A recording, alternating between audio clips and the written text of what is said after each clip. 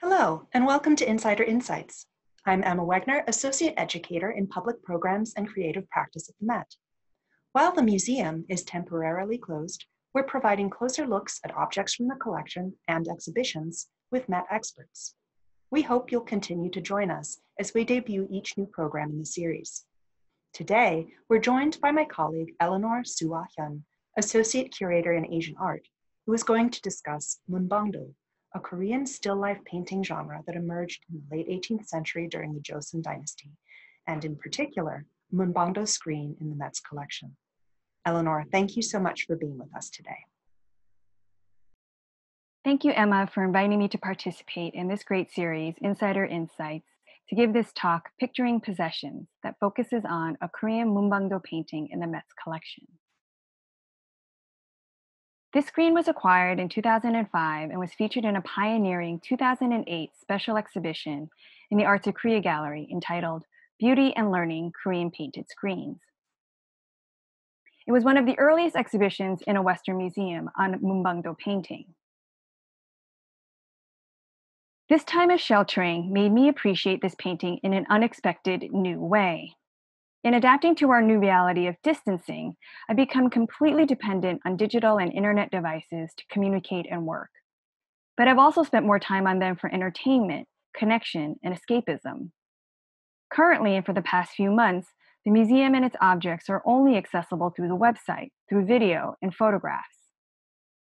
And while I was looking at images of this Munbangdo painting on my laptop, I realized that through these paintings, 18th and 19th century Koreans experienced and enjoyed their three-dimensional world through a two-dimensional format, similar to what I've been doing through the two-dimensional screens of my devices.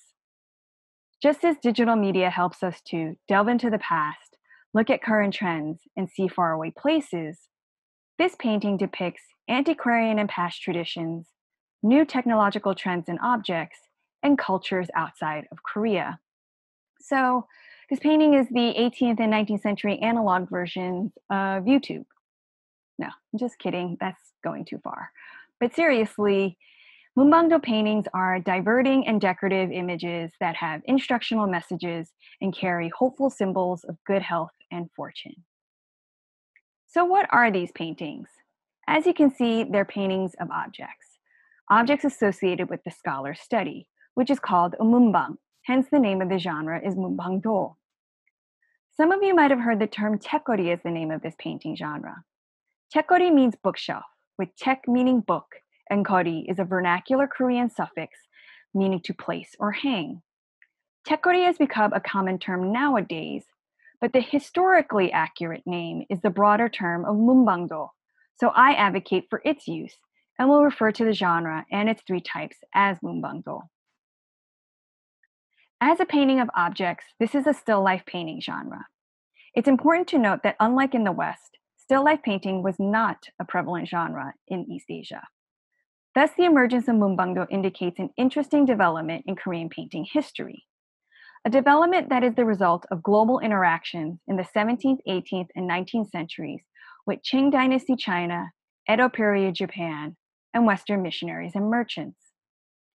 During the Joseon dynasty, Korea's last dynastic period that spanned 500 years from 1392 to 1910, objects related to learning were particularly popular because the dynasty established Neo-Confucianism as the official state ideology. The royal and upper-class elites were expected to be scholars, well-versed in Confucian classics and literati aesthetics. When were these produced? Generally speaking, from the 18th to 20th centuries. Dating could be tricky because many of the surviving paintings are unsigned and anonymous. But we know from historical records that Munbangdo was an established genre by the 1780s.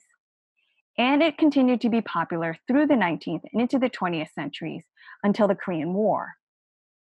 Now, many contemporary artists in the last couple of decades are finding inspiration from these paintings and are creating new Munbangdo-inspired works. Who owned these paintings? Court painters were regularly tested on their ability to paint specific subjects, such as landscape, ink bamboo, flower, etc. King Jongjo, one of the most important kings of the Joseon dynasty, who reigned from 1776 to 1800, and Munbangdo added to the court paintings examination. So we know that King Jongjo and his successors had Munbangdo created to display in the palaces. Moving beyond the palace, Yangban elites also commissioned Munbangdo paintings. Its popularity continues to trickle down to the next class of Jungin, who are technocrats, and merchants. These two groups grow in wealth and stature in the 18th and 19th centuries. Then by the 20th century, Munbangdo paintings of varying quality are being produced and consumed throughout every level of society. How are they used? Usually mounted in the folding screen format, these paintings are admired for their pictorial forms along with their practical function. The multi-panel screens are collapsible, easily moved and stored. Folding screens would be placed as decorative backdrops during banquets and rituals, used as room dividers, and in the winter were situated in front of windows and doors to block the wind and cold.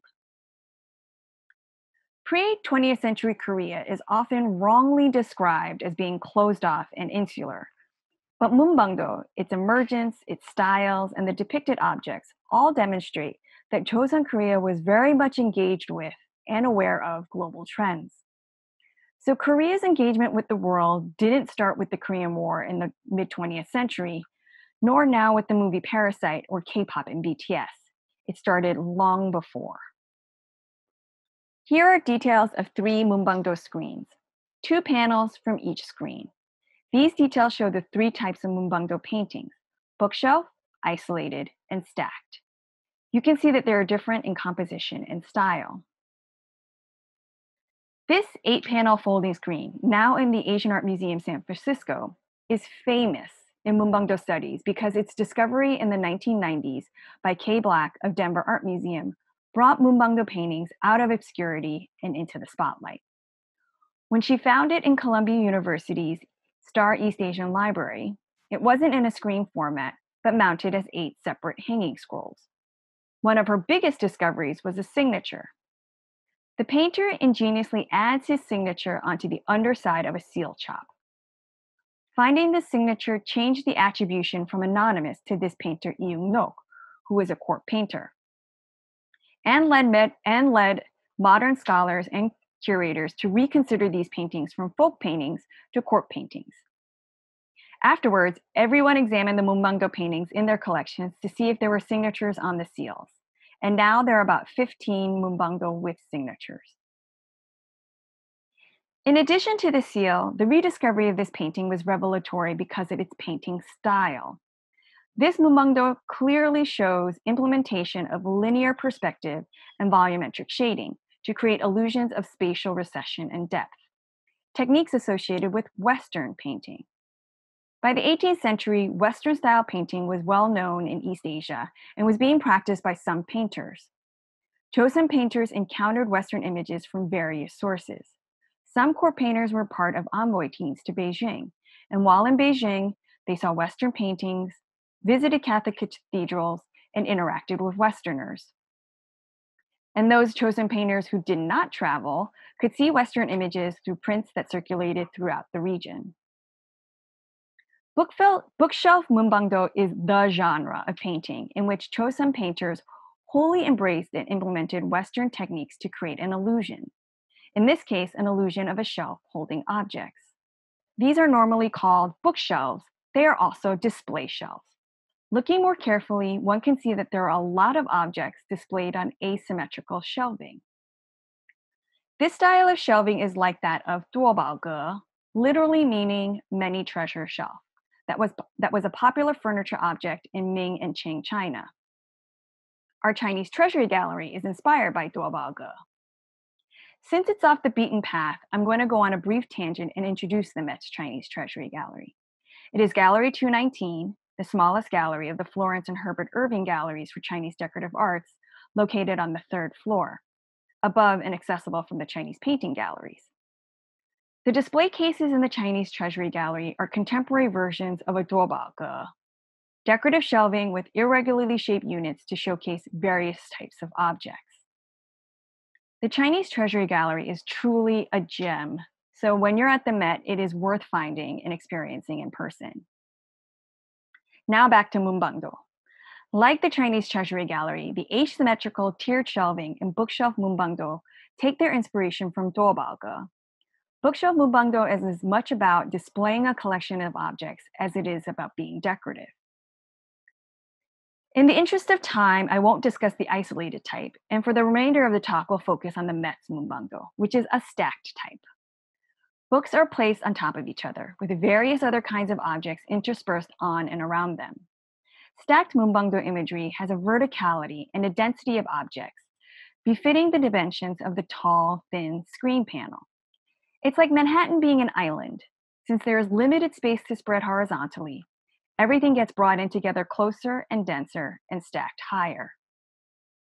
Now let's take a closer look at the objects that are depicted in these paintings.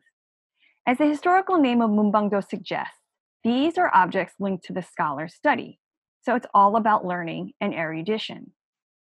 With a high premium placed on learning, books are by far the most prevalent object in Munbangdo paintings.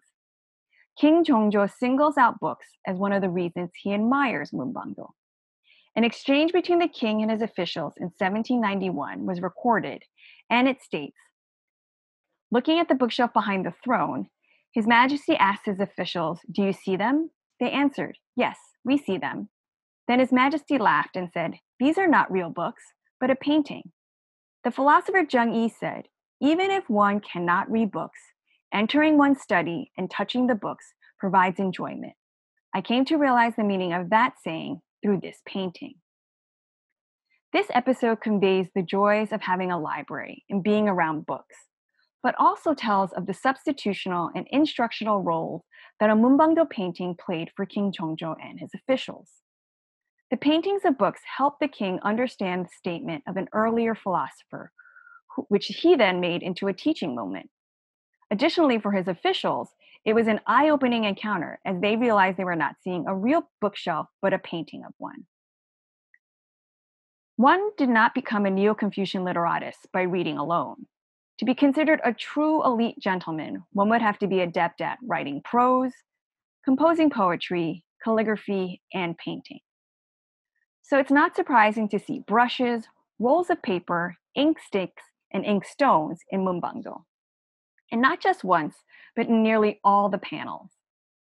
Since these are the essential tools for writing and painting, they were vital to a scholar's life and became known in East Asia as the four friends of the scholar's study, Munbangsau. Without these implements and mastering brush and ink, one could hardly identify as a literatus or a scholar. During this time, another popular area of scholarship was empiricism and antiquarianism. Chosen elites were reinvigorated to examine the past through the study of Confucian classical texts, epigraphy, and antiques. Bronzes, in particular, were admired and coveted for their associations with rituals and statecraft.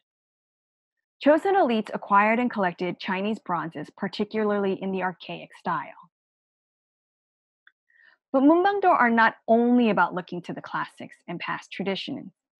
In addition to the illusionistic painting techniques, there are also objects that represent new technologies, such as a mirror reflecting the leaves of the plant before it, an eyeglass case, presumably holding eyeglasses inside, a clock, and a watch. I want to talk about the watch because it's a great example of dissimilar tastes coming together. Timepieces like these were invented in the West and exported to Asia. By the 18th century, clocks and watches were being manufactured also in East Asia. For a Westerner, a watch like this would be kept in a pocket or attached to a chain and worn on one's person. But small watches depicted in Munbangdo are often illustrated like this, in a colorful case with a tassel displayed hanging on a piece of coral. This type of textile case is confirmed by other objects in our collection, like this late 19th century Qing watch case with tassels. Unfortunately, I haven't seen this textile case in person, and right now we only have access to a black and white photo of it. So when the Met reopens, I plan to look for it in storage. It is probably colorful, like the one in the painting, or like the one in this Japanese print by Hiroshige dated to 1823, showing a watch and its case.